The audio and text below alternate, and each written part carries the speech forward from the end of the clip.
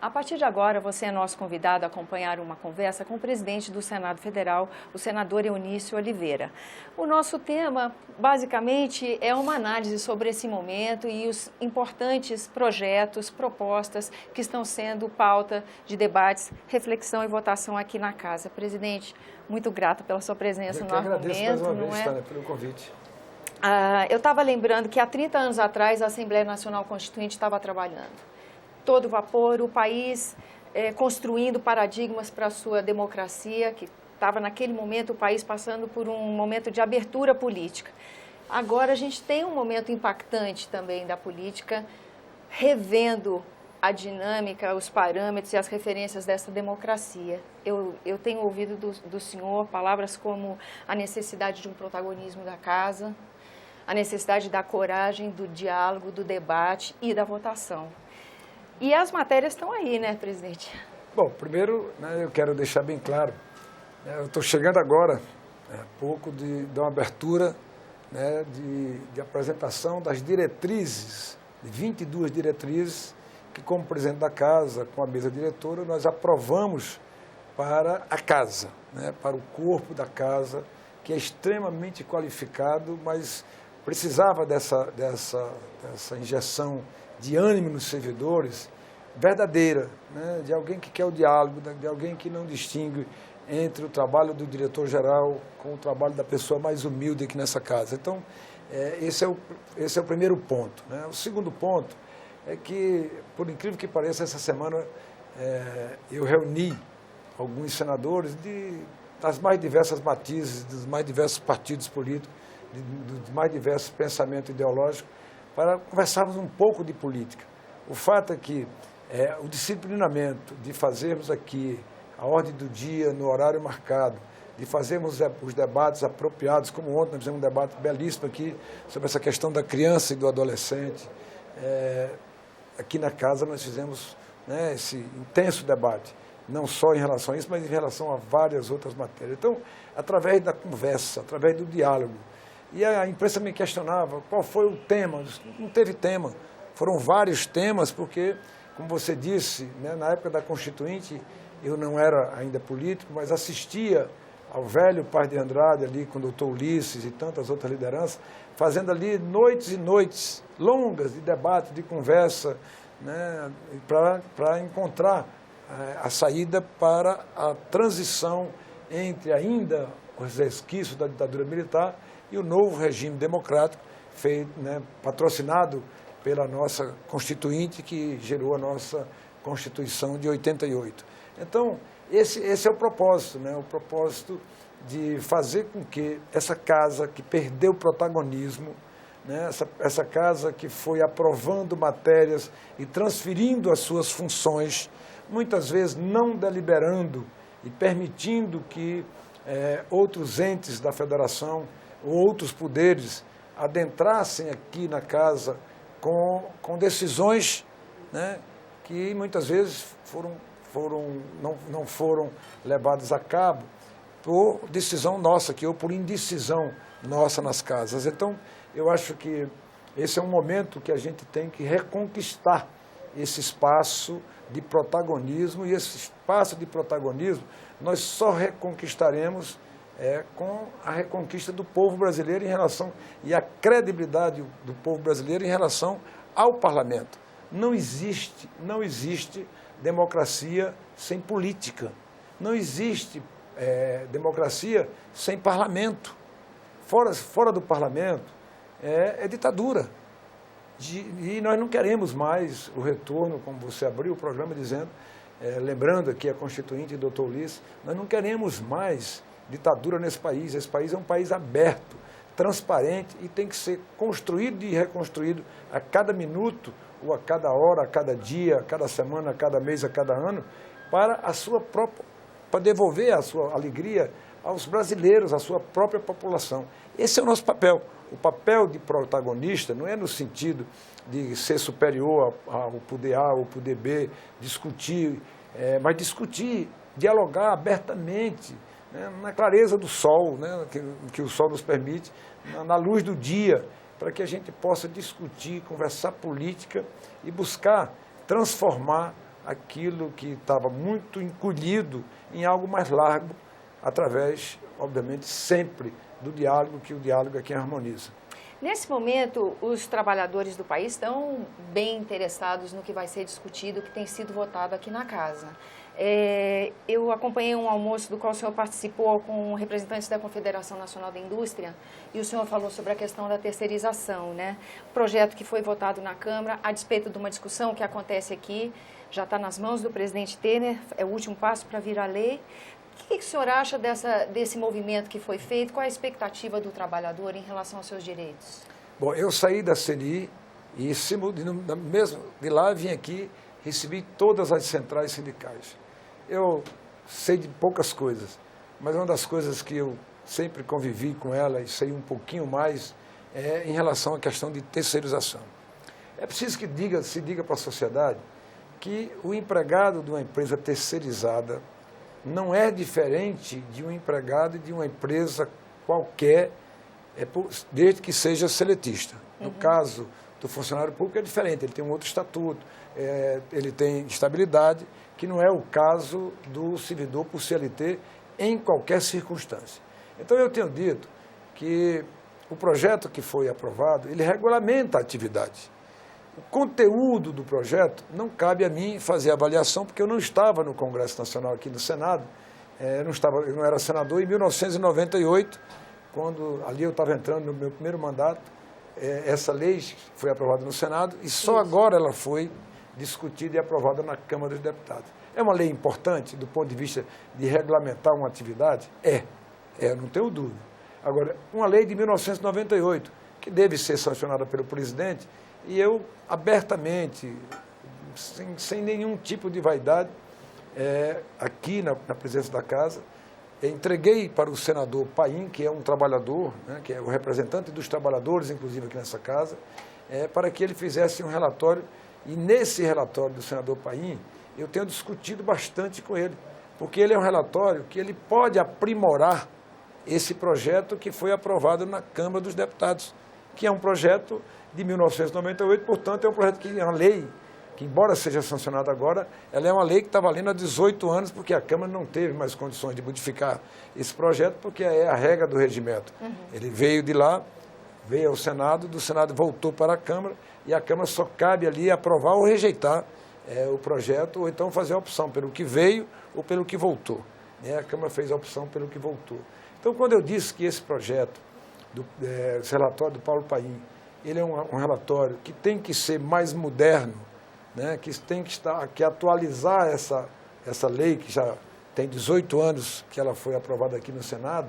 Então, é o que eu disse sempre aqui, desde o primeiro dia de trabalho, essa Casa reforma, essa Casa amplia, essa Casa modifica, essa Casa anula leis que estão obsoletas e moderniza essas leis. Se esse projeto do senador Paim, esse relatório do senador Paim amplia a modernização dessa relação de trabalho, eu não tenho por que não pautar, como eu disse, mandei para as duas comissões, que é a Comissão de Economia e a Comissão de Constituição e Justiça, com o compromisso de, no retorno, pautar essa matéria no plenário. Não que ela atrapalhe a outra, mas que ela complemente a outra naquilo que for de modernização. Porque o grande problema da terceirização, do meu ponto de vista, está na contratação. Está na contratação. Por quê? Porque você não qualifica a empresa, você permite que microempresa tenha contratos de empresas não médias, mas de grandes empresas, ela atua na micro com contrato de grandes empresas, e isso precisa ser disciplinado. O próprio Tribunal de Contas da União fez um acórdão com a participação de todos os ministros do quadro técnico daquela Casa, né, que é o Tribunal de Contas da União, que é quem fiscaliza as contas da União e do governo, né, como um todo. O Tribunal de Contas fez um acórdão, publicou um acórdão que dá regras para a contratação. As regras estabelecidas pelo Tribunal de Contas da União, essas regras não foram contempladas nessa lei, porque o acordo é novo e a lei já estava há bastante tempo na Câmara dos Deputados. Portanto, O senador Paim, inclusive, acolheu essa decisão do TCU, incorporou no relatório dele.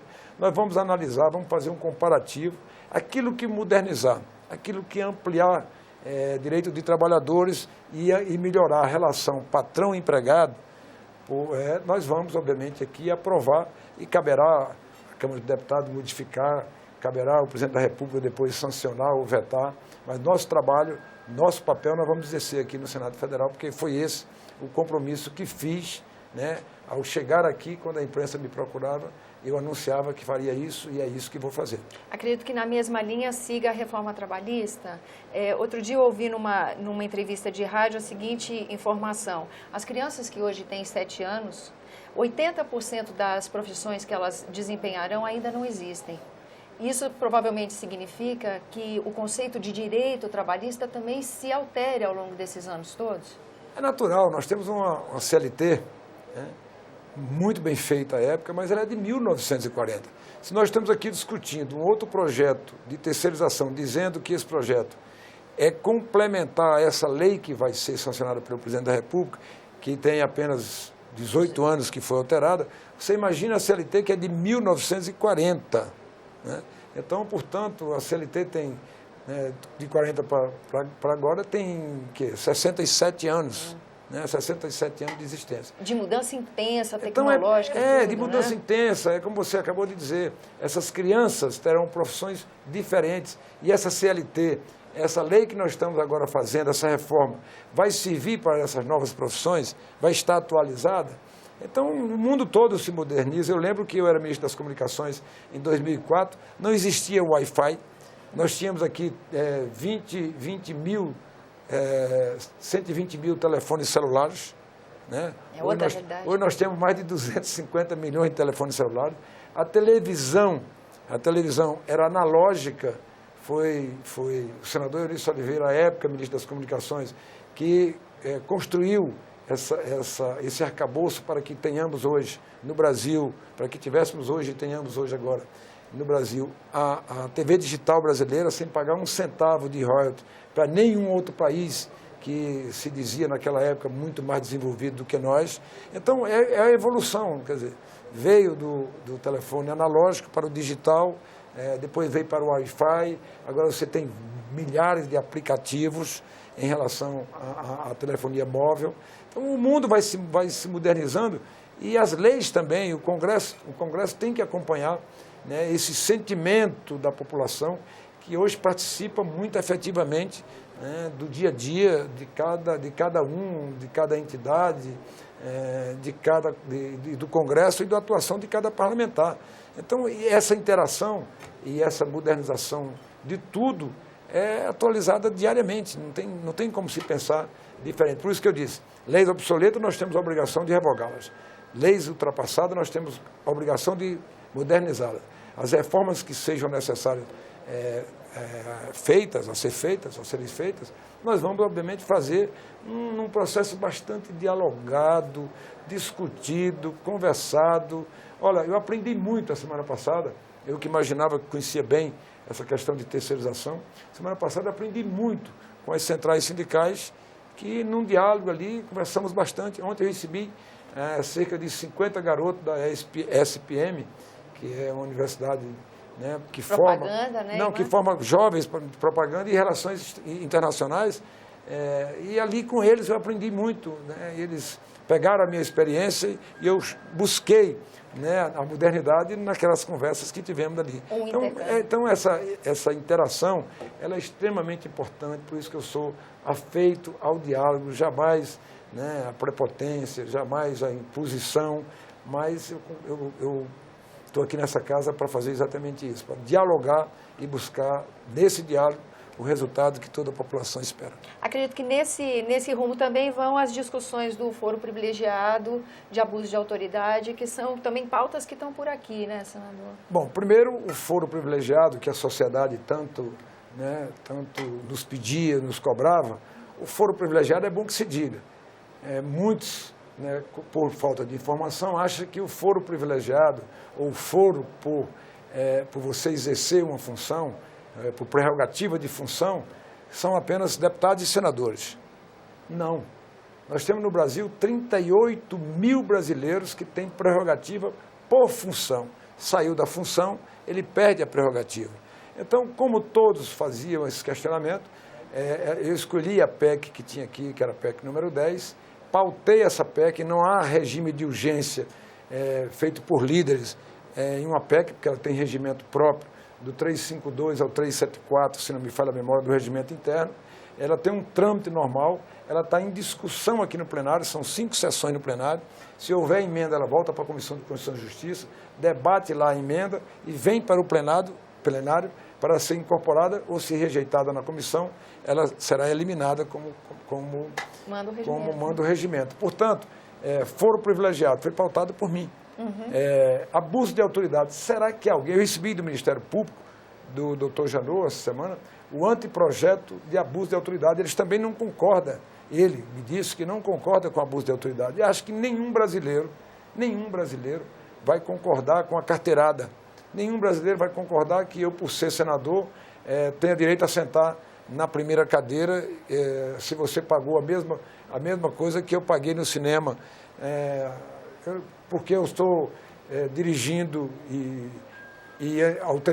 ultrapassei a velocidade, o guarda, que é um agente público, vai, obviamente, me multar. Então, ninguém aceita no Brasil moderno o abuso de autoridade.